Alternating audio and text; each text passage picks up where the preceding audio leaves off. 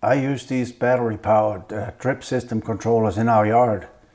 They're reasonably priced, the batteries last a long time, and I don't have to run wires all over the place.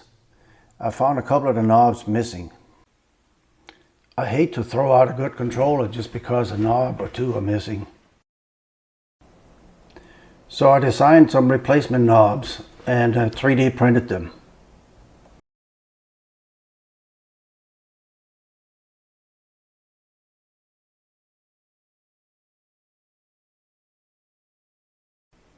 Don't forget to subscribe to my channel.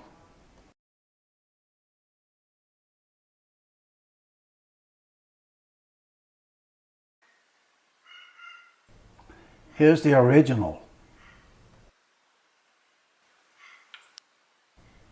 And here's my own design.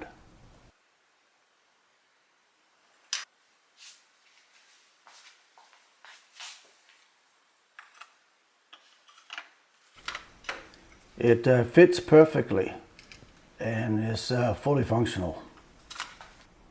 I printed the knob in ABS and the cost is less than 10 cents. See you in the next video.